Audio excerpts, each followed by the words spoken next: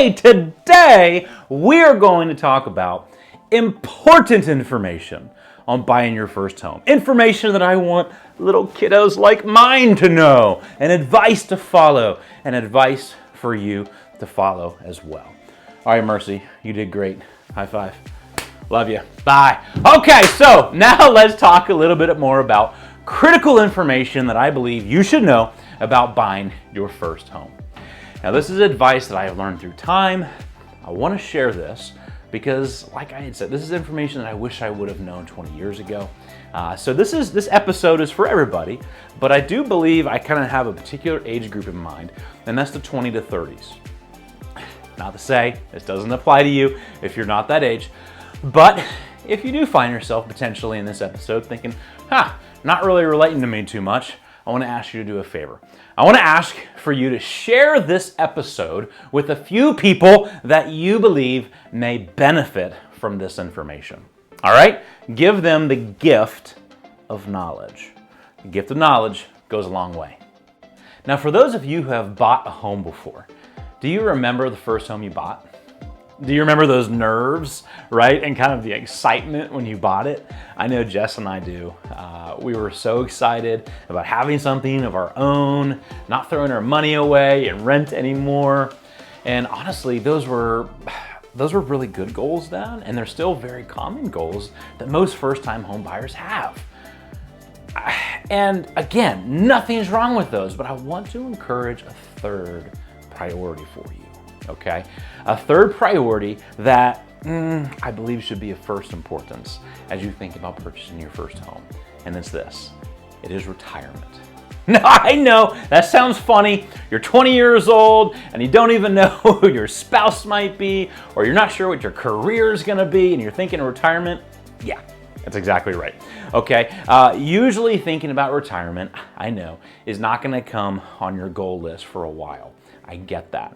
But that's why I want to educate you. I always want to help first-time home purchases think with the mindset of retirement, because the goal is to never sell that first house you buy, and then to use it as an investment property. Now, as Dwight from The Office says, here's a fact.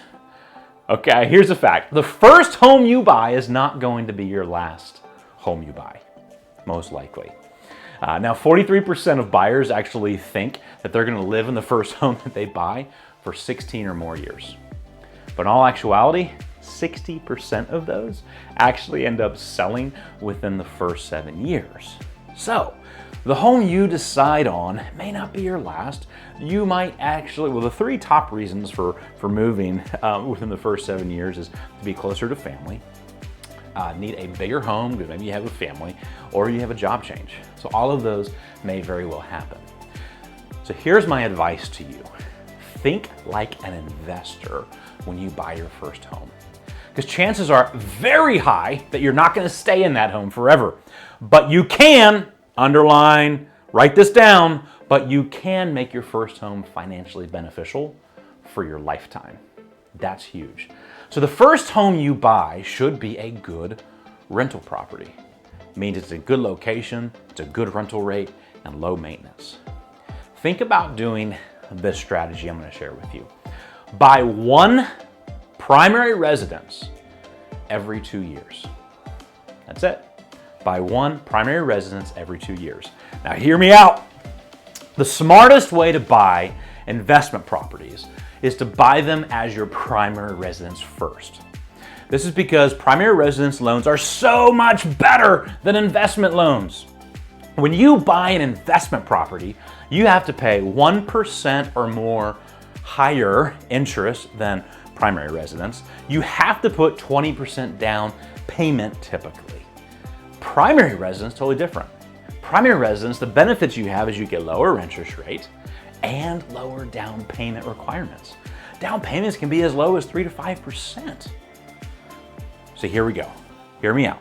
If you bought a home and lived in it for 2 years and saved for a minimum down payment again during those 2 years, and then turned that first home into an investment property and bought a new primary residence, you are on the path towards financial independence. 100%, even in your 20s.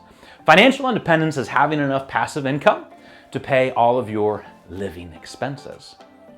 So here's $1 million advice, friends. If you buy your first home when you're, say, 21 years old, and you buy a home every 2 years, by the time you're 33, you now own 5 rental properties, and you own your own primary residence.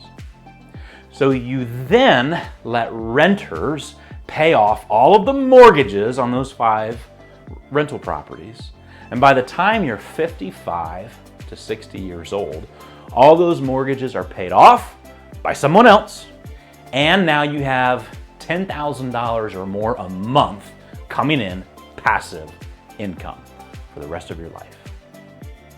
Come on, guys. Just this one thing alone will set you up for retirement.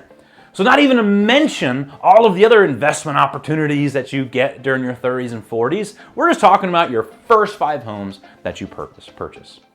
So the reason I think this strategy is the best for the younger generation is because, honestly, there's gonna come time that moving is just hard. Okay, you got a bunch of kids, you have a family, and moving them to multiple homes can be challenging.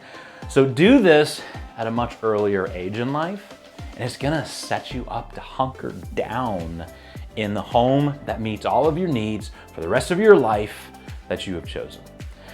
So the reason I say to live in a home for 2 years is because as long as you live in a home for 2 out of the last 5 years, if you ever had to sell, you don't pay capital gains tax on the profit.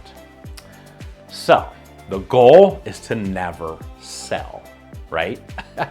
But if life just requires it, you always want to have a smart exit strategy. And if you lived in it 2 out of the last 5 years, if you had to sell, you're not having to pay that much taxes. You can keep all of the profit from the equity and appreciation that's been gained. Now here's my hope, friends. My hope is when I'm 70 years old and Jess and I are, I don't know, backpacking in the mountains and serving in our church and loving on our kids, I hope to get an email or I don't know what social media will be like that day from you guys saying, hey, I watched your YouTube video from Christmas of 2022 and I did what you said, and look at what has been accomplished and how this has served my family. That's my goal. So my gift to you is simple knowledge today.